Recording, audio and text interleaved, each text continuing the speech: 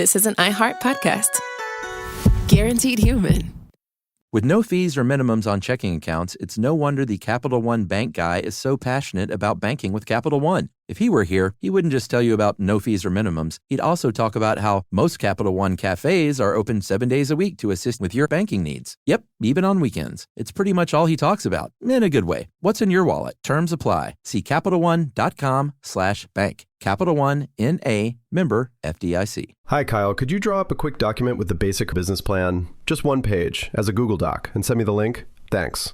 Hey, just finished drawing up that quick one-page business plan for you. Here's the link. But there was no link. There was no business plan. I hadn't programmed Kyle to be able to do that yet. I'm Evan Ratliff, here with a story of entrepreneurship in the AI age. Listen as I attempt to build a real startup run by fake people. Check out the second season of my podcast, Shell Game, on the iHeartRadio app or wherever you get your podcasts. Welcome to Stuff You Should Know from HowStuffWorks.com.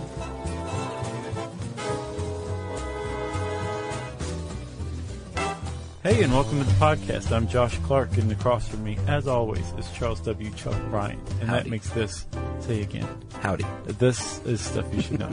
Boy, I jumped the gun there. It's okay. Awkward. I was talking a little fast. That's all right. It's a little weird. How's it going? It's going good. Good. This is a long-awaited podcast. It is. We've been putting this off for like a year. At least. Maybe even 2 or so. Yeah. There is a guy who we need to give a huge shout-out to. His name is Will Sauvé.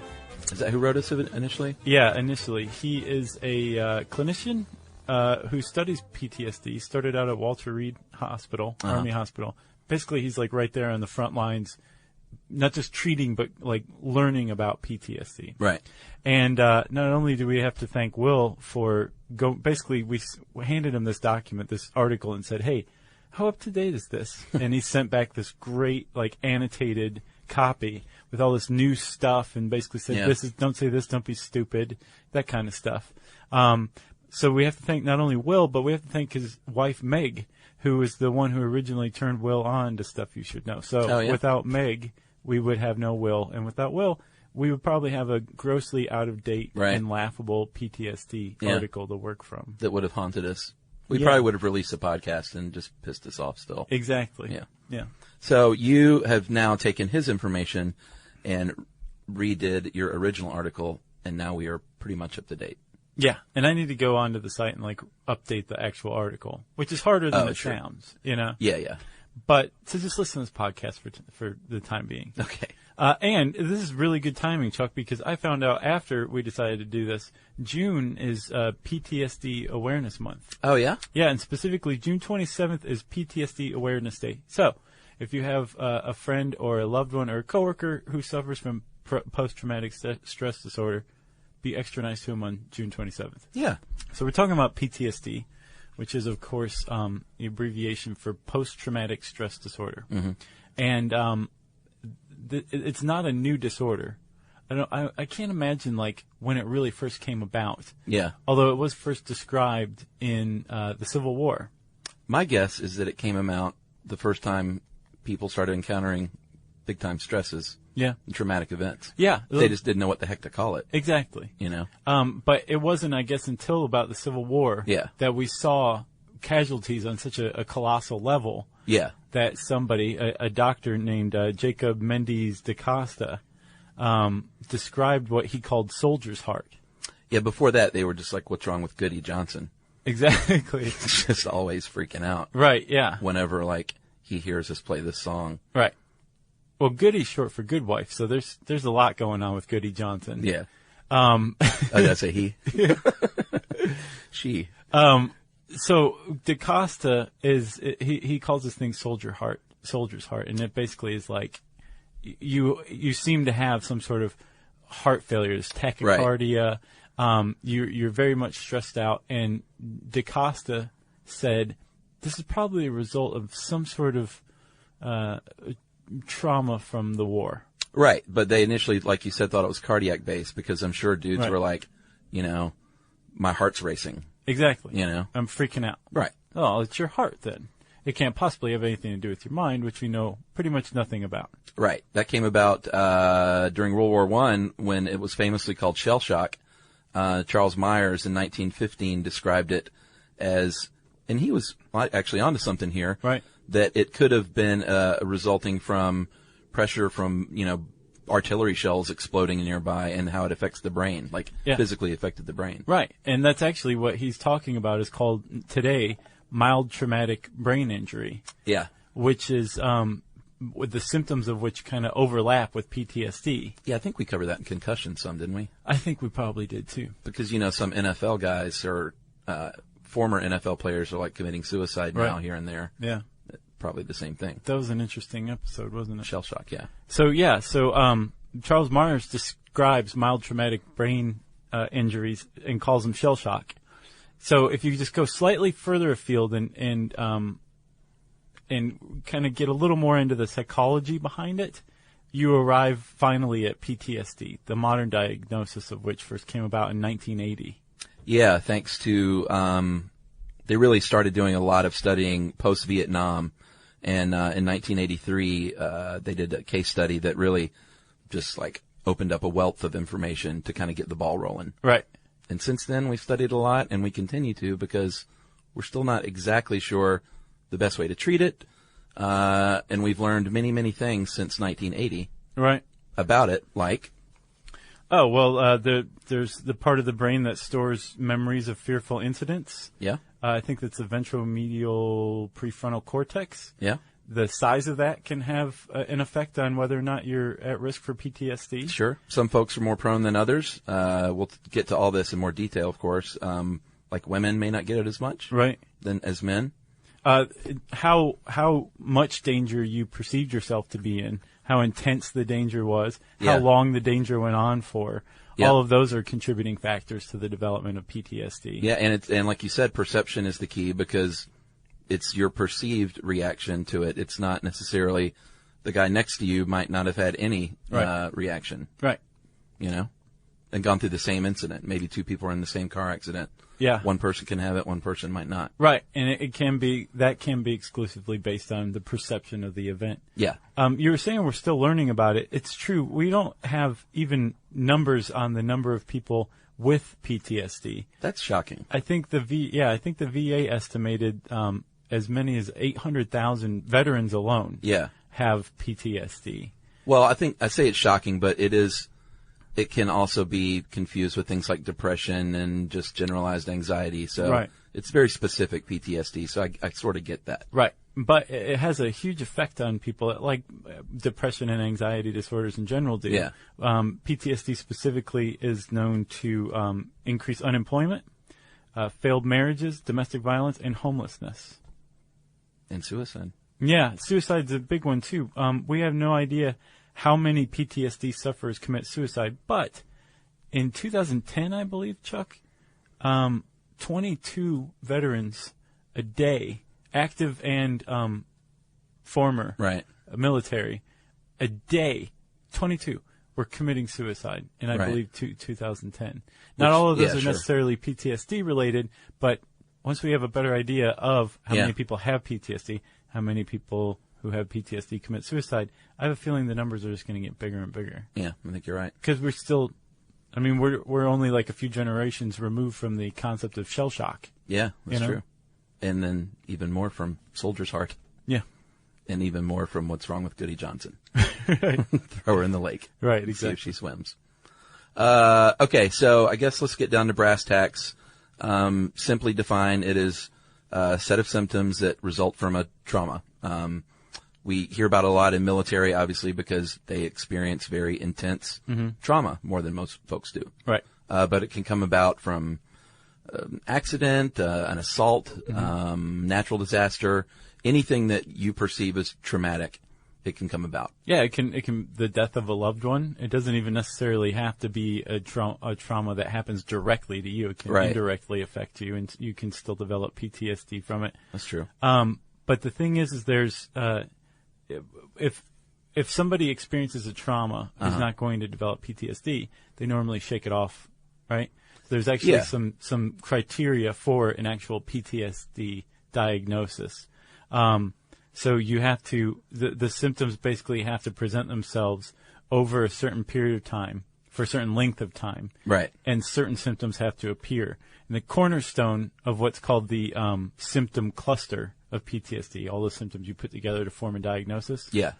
The cornerstone of those is re-experience. Yeah, and some of that can happen, but the thing I kept coming across in these studies is what they called excessive retrieval. Mm-hmm. So just like, it's one thing to get in an accident and be a little weird next time you drive in the rain. Right. Or more careful or whatever. Right. But excessive retrieval means that it's like consuming your life, nightmares, day terrors. Right. You name it. Like a song can spark it. Yeah. And you're just re-experience this thing over and over in your mind. Yeah, and it doesn't even necessarily have to be from something like a song, like the song that was playing on the radio when you crashed your car. Right. To trigger it. It can just come without any apparent trigger whatsoever. Yeah. And the big problem with this is not just like, oh man, that was such a bummer that happened to me. It's your brain is remembering this in such a way that the same chemical cascade takes place as it did when you were initially going through it. So for all intents and purposes, at that moment, you're fully going through that same experience again. Yeah.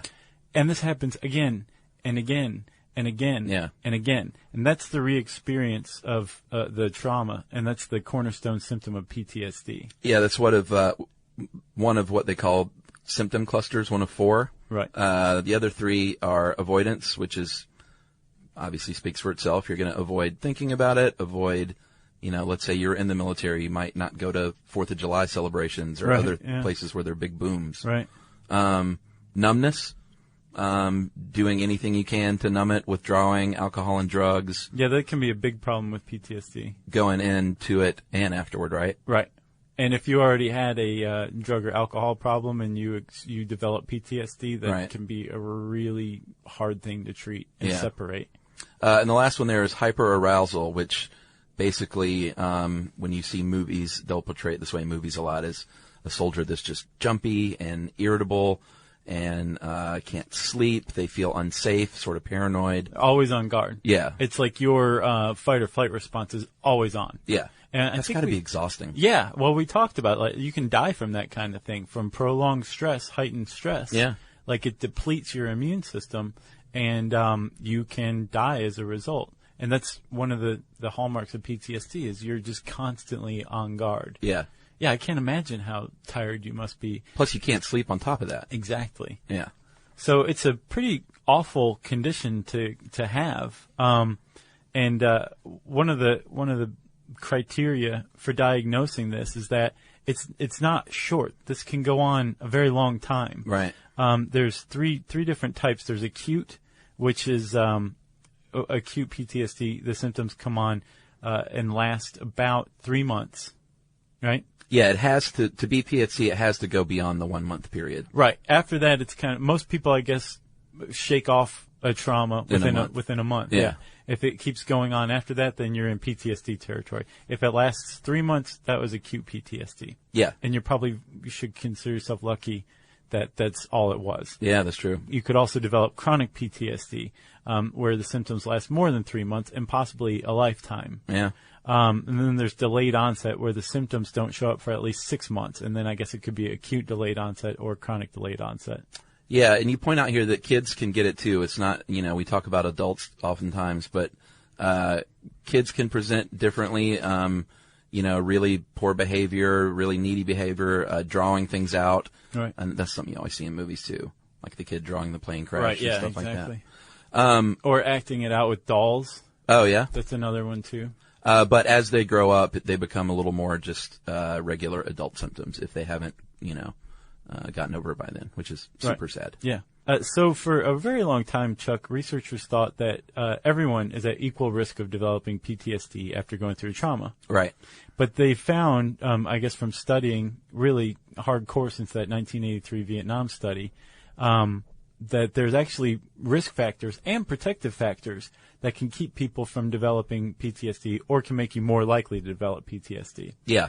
One of the big ones is if you've already experienced a prior trauma. Yeah, because it's additive, so it can actually mount up these things over the years And then there could be one final trauma that finally triggers the PTSD. Sure. And you're more likely to if you've experienced these things. Exactly. And you were saying like the military is at greater risk than the average person because they are experienced a prolonged, intense trauma. And it seems to me that PTSD is moving very quickly toward an almost entirely brain-based model. Yeah. And one of the reasons why is they're finding like all these chemicals and genetic markers that are responsible for different aspects, and it's like this clear picture's emerging. One of the big ones is a glucocorticoid. Yeah, that's right. I got it. No, that's good. It's a class of brain hormones, and they help control our stress response. So we were talking about how if you experience one trauma, your glucocorticoid levels are depleted. Yeah. Because it's like, come on, let's just hang in there. We'll hang in there. If you experience another trauma and those hormones are depleted already, then you're going to experience the fear and stress of that far more acutely than you would have had your glucocorticoid levels been normal. Yeah. That's why it's compounding and additive. Well, and they also have found that cortisol, which is a glucocorticoid, elevated levels of this can affect your memory in a negative way, which can be positive if you have PTSD. So they did a study in 2008, 3-month blind, double-blind, placebo-controlled study, our favorite kind. That sounds like a real deal. Where they gave these 3 soldiers low doses of cortisol or hydrocortisone, and they found significant effects with no side effects and even evidence of prolonged effect.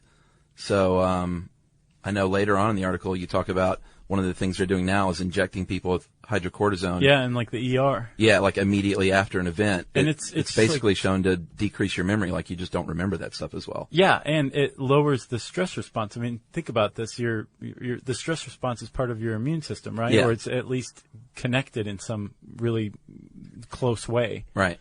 Hydrocortisone is like an anti... It dampens your immune response. Yeah. So they think that PTSD is like maybe a heightened stress response or a heightened immune system response, and just giving somebody like a regular shot of hydrocortisone, it's working. Yeah. That's so weird. Well, because it has to do with memory. If you're decreasing your ability to remember something, you're going to increase the likelihood that you won't suffer from bad memories. For sure, right. You know? Hi, Kyle. Could you draw up a quick document with the basic business plan, just one page, as a Google Doc, and send me the link? Thanks. Hey, just finished drawing up that quick one-page business plan for you. Here's the link. But there was no link. There was no business plan. It's not his fault. I hadn't programmed Kyle to be able to do that yet. My name is Evan Ratliff. I decided to create Kyle, my AI co-founder, after hearing a lot of stuff like this from OpenAI CEO Sam Altman. There's this betting pool for the first year that there's a one-person billion-dollar company, which would have been like unimaginable without AI, and now will happen. I got to thinking, could I be that one person? I'd made AI agents before for my award-winning podcast, Shell Game. This season on Shell Game, I'm trying to build a real company with a real product run by fake people. Oh, hey, Evan. Good to have you join us. I found some really interesting data on adoption rates for AI agents in small to medium businesses. Listen to Shell Game on the iHeartRadio app or wherever you get your podcasts. Hi, I'm Danny Shapiro, host of the hit podcast Family Secrets. We were in the car, like a Rolling Stone came on, and he said, "There's a line in there about your mother." And I said, "What?" What I would do if I didn't feel like I was being accepted is choose an identity that other people can't have. I knew something had happened to me in the middle of the night, but I couldn't hold on to what had happened. These are just a few of the moving and important stories I'll be holding space for on my upcoming 13th season of Family Secrets. Whether you've been on this journey with me from season 1 or just joining the Family Secrets family, we're so happy to have you with us. I'll dive deep into the incredible power of secrets, the ones that shape our identities, test our relationships, and ultimately reveal who we truly are. Listen to Family Secrets on the iHeartRadio app, Apple Podcasts, or wherever you get your podcasts. So some other risk factors and protective factors, what type of personality you have really factors in. This makes sense. If you're an optimistic type, you're probably going to be less likely to suffer PTSD. Yeah, you have in here belief that there's order to the universe. Is that specific to like a belief in God? I think that's one of the accepted definitions of optimism, or the optimistic personality type. Interesting. Somebody who believes, that it's not chaotic, that there's reasons for things. Right. Things happen for a reason. So I wonder if an atheist is more likely to get PTSD. I could see that. Interesting. But it's also that other people are generally good is like the second part of that definition. So. Right.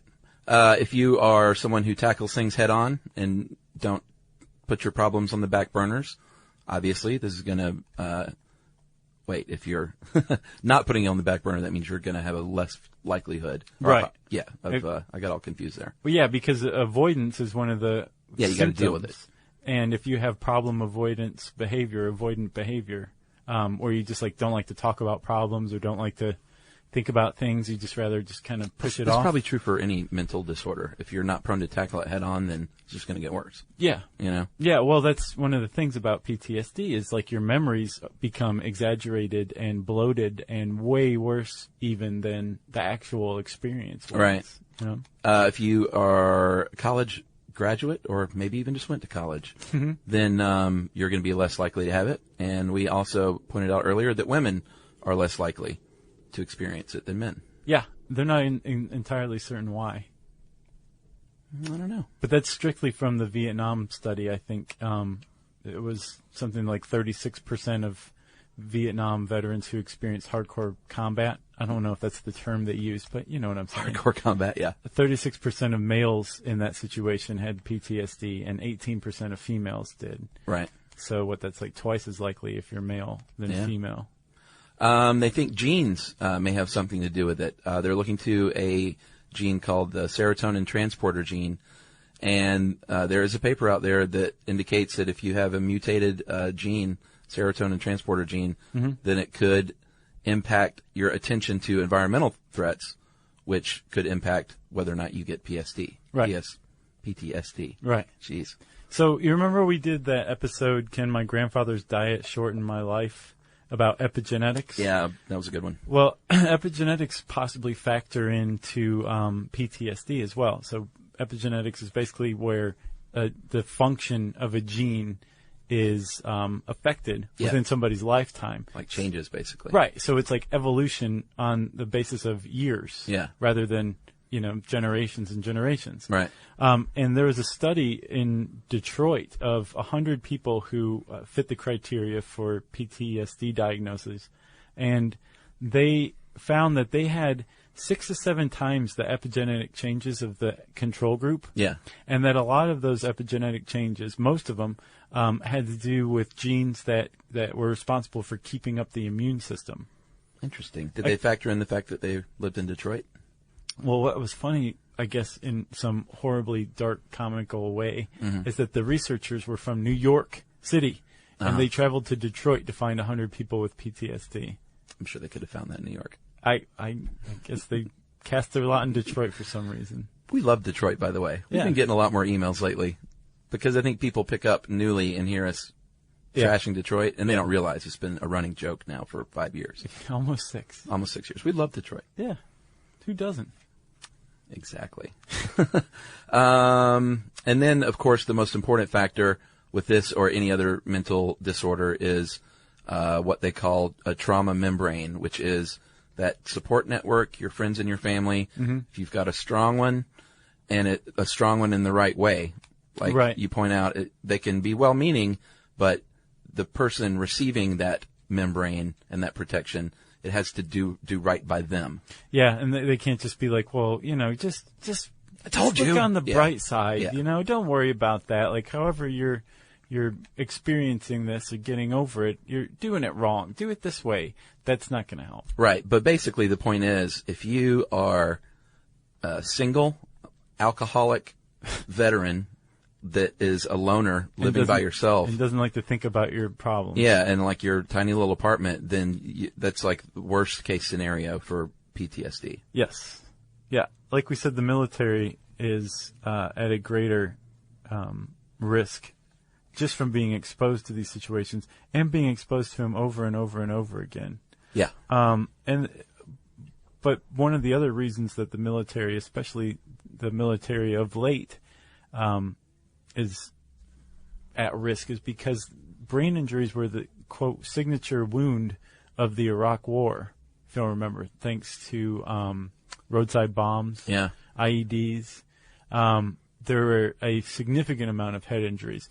Our treatment of head injuries advanced enough so that we could save lives where they wouldn't have been before. Right. Like people were exposed to head injuries like in countless other wars. Right. But now we've gotten to the point where we can save those people's lives. Right. The problem is that their brains are changed. They've undergone what Charles Myers called shell shock, mild traumatic brain injury, which again is almost indistinguishable and possibly one and the same in some cases as PTSD. Yeah, and I imagine the uncertainty of guerrilla warfare and things like roadside bombs. Like you can be prepped somewhat for battle, and we'll get to that here in a little bit, what they're trying to do even more and more these days with that. But with these guerrilla tactics that are going on in the Middle East with suicide bombers and car bombs and things like that, that's like kind of the perfect prescription for eventual PTSD. Yeah, Why do I keep saying PSD? It's just easier. I'm trying to take the trauma out of it. Right. Yeah. That's nice of you, Chuck. Yeah, we mentioned earlier, you remember the optimistic personality is less likely, and the optimist believes in order in the universe. Well, guerrilla warfare is like the opposite of order in the universe. Yeah. So, are you starting to see like this pattern? Like all the stuff is on the table. Yeah. It's just now a matter of connecting it. Right. And it seems like neurology is going to be the field that does that. I think so. You know? So counseling obviously is step one. And this goes down in a couple of ways. The old favorite, cognitive behavioral counseling, which we've talked about quite a bit. Right. Which apparently I'm told by Will Sauvé is not really called that. It's cognitive processing therapy. Oh, is that what they call it? I think he said, I haven't really seen it called that, but okay, in his note. So we'll stick with the cognitive processing therapy. Well, a couple of the aims there are to basically limit the amount of that excessive retrieval to sometimes it's like, hey, every day for like from 9 to 9:30 you can think about this. Right. In a healthier way, and then you put it away for the day. So that's one way they can do it. Yeah. Another way is to just lessen the memory's impact on like how bad it was, maybe by pointing out some of the good things, like what about the valor you showed during battle? Right, by saving your buddy's life. He Yeah. died, and you watched him die, but you also tried to drag him to safety. So you tried, and that you put yourself at risk, and you really need to commend yourself for that. Like, carry that around, too. It's going to balance out the horribleness. So not like you need to forget all this, but you need to bring it back to an acceptable level where you can live your life. Exactly. And one of the reasons it's not at an acceptable level is because this memory has become so grossly exaggerated. Right. Through the process of this, I guess, memory retrieval, fearful memory retrieval over and over and over again. And I think most people do that. Worse. Like, I think most memories are enhanced. Good They or are. bad, you know, like you remember like that prom in high school was way better than it really was, or that breakup that you suffered was really, actually those usually get better with time. But you know what I'm saying? Right, yeah. But I think, Chuck, imagine that while whenever you retrieve a memory, you're adding to it. That's how like scents go from, what you initially thought of to what, 10 years after smelling the thing you think of. The same thing with fearful memory retrieval. But when your memory is being retrieved and your life is in the gutter and you're addicted to drugs and you're scared out of your mind. Yeah. And then you compound that onto the original memory over and over again, then it's just going to get worse and worse and more exaggerated. Yeah. And the point of cognitive processing therapy is cognitive restructuring, like literally reordering the brain. Right. By taking that memory head on and saying, no, like this didn't really happen like this, and you're not paying enough attention to that. Right. Another type of therapy that is not as fun, although I don't know if the other is actually fun, but exposure therapy is pretty hardcore. It's like the pull your knees up to your chest and just rock back and forth kind of therapy. I mean, it's basically to relive it over and over and over in great detail, sometimes taking you to the actual place that it took place, with the idea that eventually that fear extinction will happen and you'll get over it. Right. Well, remember you were saying like the song that was playing on the radio when you got in a car wreck. Right. They like to play that. Well, welcome to hearing that song over and over and over again until it doesn't. Again, when you're retrieving that memory in a certain context and bad things aren't happening, and there's somebody reassuring you saying like, look, you're okay, like everything's okay. Right.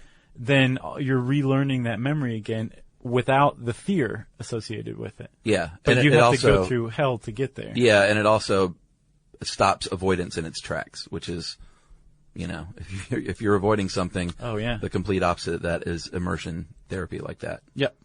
And then what they're finding is the best results are coming from a combination of therapy and medication. Of course. Because it helps to not be freaked out of your mind when you're having to go through exposure therapy and reliving it. And a class of drugs that helps with that are SSRIs. Yep, our old friend, SSRIs. The two approved by the U.S. Food and Drug Administration are Zoloft and Paxil. And those are actually the only two drugs approved by the FDA to treat PTSD. Yeah. On label. Yeah. Not just the only two SSRIs. So use those with your therapy.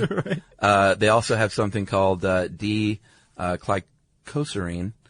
And that is that the one that's a anti-tuberculosis drug? Yeah. And they found that it also helps with PTSD. Yeah, they noticed that like it cut down on fear by basically it agonizes your N-methyl-D aspartate receptors. NMDA? Yes. Now and that enhances learning. So if you're going through exposure therapy, you got a little Zoloft going to keep you calm and chilled out. And able to go through therapy. And you're taking DCS at the same time to make you learn faster. Yeah. Then that would probably be a pretty good treatment for PTSD for some people. Yeah. Beta blockers like propranolol have been long known to decrease stress levels. Yeah. And kill Michael Jackson. Really? Was that what he was on? That was the one. His milk, he called it. Oh, he had like the drip going. Yeah. Yeah. I think that's a little different than like prescribed a pill. But this drug specifically goes in there and basically like disconnects neurons so that you don't have that memory any longer. I read a paper once on using this drug to treat PTSD and like this guy was like, this is so effective that you're basically rewriting history. It's like transhuman. It has like that level of impact on some people. Interesting. Yeah. Well, we mentioned earlier the Army preparing soldiers for battle. It is not just happening in a physical training way, like learn how to shoot guns and do things like that. Mm-hmm. Now it's happening very much on the mental level. It was formerly called Battle Mind. Is it not called that anymore? No. So that doesn't surprise me that they changed it. Right. When was it from?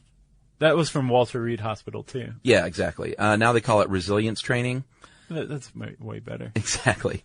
And it actually didn't even start out as something to help with PTSD, but they're learning that it can help.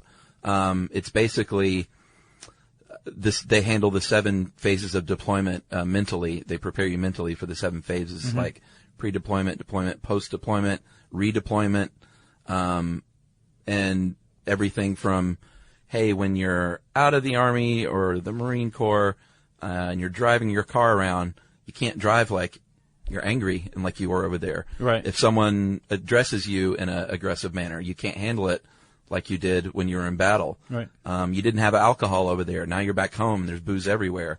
You can't go crazy with that stuff. Yeah. And so all of that put together, they figured out ends up helping out with PTSD, like rely on your family. They're trying to encourage stuff like this. Right. Well, also they think it works because they're using it ahead of time, like pre-deployment as part of training as well.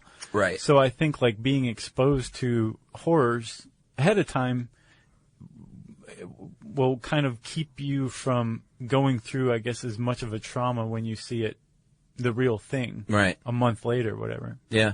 What's interesting, Chuck, is the Iroquois had something like this. Oh, yeah? Yeah, after like going to war, they were basically sequestered from everybody else after they came back and were just re-assimilated? Yeah, exactly. Huh. There was like a step-down cooling period. Wow. That the Iroquois used because they would go totally insane while they were in battle. Right. That makes sense. They would go berserk. No, the Vikings went berserker. Yeah, but I think the Iroquois did too. Okay, so we were talking about neurology being the key to this. One chemical that they have been studying is called Jason Stathman. Yeah. And that basically allows us to form fear memories from our experience. So they're obviously working with this in mice, finding that lower levels of that are going to decrease our fear memories, or our ability to form them at least. So that's pretty, they're fighting this on a lot of fronts. Yeah. Well, they're doing a lot of research and just need to put it together. What else? Gastrin-releasing peptide? Yes. They found that apparently this chemical like signals the brain like calm down. Right. And if you have not enough of it, you have an increased chance that you're going to become fearful. Right. So that's another one. Neuropeptide Y. What did we talk about that in? I don't remember. I know we've definitely talked about it. It's basically our own body's anti-anxiety drug, and the levels of this are going to fluctuate depending on what kind of stresses and traumas we've been through. And once again, if that one's depleted, then you're going to be less prone to overcome obstacles mentally. Yeah, and naturally. They're trying to figure out how to synthesize it. So if it's as simple as like injecting some neuropeptide Y into somebody's brain following a trauma. Right. Just to get that little extra boost so you can, take this on and process it and shake it off, I guess. Ecstasy? Yeah, that's another one. MDMA. Yeah. Not surprisingly, when they've treated people with PTSD, they felt better. Yeah. Actually, but it was long lasting though, right? Or was that the mushrooms? I know he studied that hallucinogenic mushrooms. I don't remember which one went back more easily. Yeah, I can't remember either. But there was a guy in that study, the MDMA study, who was like suicidal for 3 years or 2 years. Uh-huh. Oh no, that was something different. The stellate ganglion block. Oh, right. It's like an inoculation of just a local anesthetic. Right. Right? But just above the clavicle. So it interrupts the nerve transmissions of your sympathetic nervous system, the fight or flight response. Yeah, so it physically blocks it. Yeah, and it works, apparently, and it can last. There was one guy in that study who was suicidal for 2 years, and he felt immediate relief. Wow. Yeah, the ecstasy, I think you said that some people that experience relief had never experienced relief with therapy or any other drugs. Right. So it's pretty interesting. Yep. And then our old friend, the thinking cap. Mm-hmm. The transcranial magnetic stimulator. I don't know if that's what they call it. Is it? Yeah. Is it? Okay. It's better than a thinking cap. Yeah, that's true. They did a study in 2004 of 24 male and female patients suffering from PTSD, and they hooked up, the magnets to the head, stimulated blood flow to the brain, and they found out that it had a nice effect for the people. Yeah, they think it increased metabolism or something like that. Man, I think it's a complicated thing, so it takes a complicated cure. Yeah. Because it's not just like, well, it's this one thing. It's like all over the brain, and it's emotions, and it's like fear and memory. It's crazy. Well, yeah, and not you have crazy, to go in and undo a memory the way that somebody formed it. Yeah. It's pretty interesting stuff. So thank you very much to Will Sauvé for his help on that. And remember, it's PTSD Awareness Month, so we hope we've made you a little more aware. Yes. I'm very interested to see how the research pans out. Yeah, me too. It seems like they made a lot of headway in recent years. Yeah, for sure. If you want to learn more about PTSD, you can go type those letters into the search bar at howstuffworks.com. It'll bring up the old version of the article, but I'll work to get it updated. Okay? Okay. And since I said updated, it means it's time for... Is it time for message break? Oh, yeah. Stuff you should know. Hi, Kyle. Could you draw up a quick document with the basic business plan, just one page, as a Google Doc, and send me the link? Thanks. Hey, just finished drawing up that quick one-page business plan for you. Here's the link. But there was no link. There was no business plan. It's not his fault. I hadn't programmed Kyle to be able to do that yet. My name is Evan Ratliff. I decided to create Kyle, my AI co-founder, after hearing a lot of stuff like this from OpenAI CEO Sam Altman. There's this betting pool for the first year that there's a one-person billion-dollar company, which would have been like unimaginable without AI, and now will happen. I got to thinking, could I be that one person? I'd made AI agents before for my award-winning podcast, Shell Game. This season on Shell Game, I'm trying to build a real company with a real product run by fake people. Oh, hey, Evan. Good to have you join us. I found some really interesting data on adoption rates for AI agents in small to medium businesses. Listen to Shell Game on the iHeartRadio app or wherever you get your podcasts. Hi, I'm Danny Shapiro, host of the hit podcast Family Secrets. We were in the car, like a Rolling Stone came on, and he said, "There's a line in there about your mother." And I said, "What?" What I would do if I didn't feel like I was being accepted is choose an identity that other people can't have. I knew something had happened to me in the middle of the night, but I couldn't hold on to what had happened. These are just a few of the moving and important stories I'll be holding space for on my upcoming 13th season of Family Secrets. Whether you've been on this journey with me from season 1 or just joining the Family Secrets family, we're so happy to have you with us. I'll dive deep into the incredible power of secrets, the ones that shape our identities, test our relationships, and ultimately reveal who we truly are. Listen to Family Secrets on the iHeartRadio app, Apple Podcasts, or wherever you get your podcasts. Now listener mail? Yes. Okay. I'm going to do a couple of D&D mails over the next couple of weeks because we did a podcast on Dungeons & Dragons. Boy, people loved it. They did. That was a good one. Good feedback. Even like the Uber nerds were like, you guys did a great job. Yeah, there were a couple who were just like, you used the basic rule set. But for the most part, people liked it. Well, this is from Christina, and she was very nice. She is from Cleveland, and that is Christina with a K and a Y. And she says, guys, I love your show. I'm Christina from Cleveland. I'm writing about the recent D&D podcast because it reminded me of something that happened recently. Both of my parents are huge nerds, and as a result had awesome nerd gaming daughters. That is me and my sister, of course. Anyway, when they were dating, my mom and my dad's 4 best friends, my uncles Bill, Larry, Calvin, and Carlton, would get together on weekends, play D&D all weekend long. Nice. Recently, when Uncle Carlton was in town, he brought his old reel-to-reel tape recorder player and a bunch of recordings of their D&D weekend sessions from the mid-'80s. I bet that's awesome. It's like Brian Posen now. It was a hilarious trip in the time machine, and every session had its own unique flavor. Anytime they were at Carlton's house, you'd hear jazz playing in the background, for example. And they always say Larry was a god among men as dungeon master. It was a ton of fun listening to my young dad and his buddies and their girlfriends and wives joking, drinking, even a little toking, Oh my God. and talking crap to each other while they played. The one story that they always tell is when Carlton brought a friend who was new to the group and loaned him a super awesome leveled up axe since he knew he didn't have anything good starting out. When the friend wouldn't return it, Uncle Carlton killed his buddy's character, got his axe back, and they continued on. Thanks for everything, Christina. That's pretty awesome. That's a great D&D story. I would love to hear those tapes. Thanks, Christina. Yeah, really. Brian Posen's doing this podcast where he plays Dungeons and Dragons with some friends, and they just record it. Same thing. Oh, really? But he releases it as a podcast. I'll have to hear that. Yeah, I love that guy. Well, if you want to tell us a great story about your parents, we love to hear those. You can tweet to us at SYSK Podcast. You can join us on Facebook.com/StuffYouShouldKnow. You can send us an email to StuffPodcast@Discovery.com. And by the way, thanks for the letter, Christina. I forgot to say that. Yeah.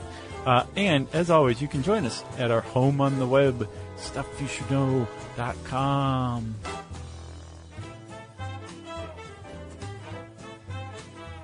For more on this and thousands of other topics, visit HowStuffWorks.com.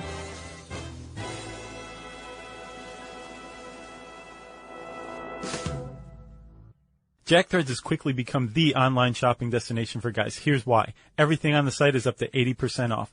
As a listener of Stuff You Should Know, you can skip the membership waitlist and get instant access at jackthreads.com/KNOW stuff. That's jackthreads.com/know stuff. Hi, Kyle. Could you draw up a quick document with the basic business plan, just one page, as a Google Doc, and send me the link? Thanks. Hey, just finished drawing up that quick one-page business plan for you. Here's the link. But there was no link. There was no business plan. I hadn't programmed Kyle to be able to do that yet. I'm Evan Ratliff, here with a story of entrepreneurship in the AI age.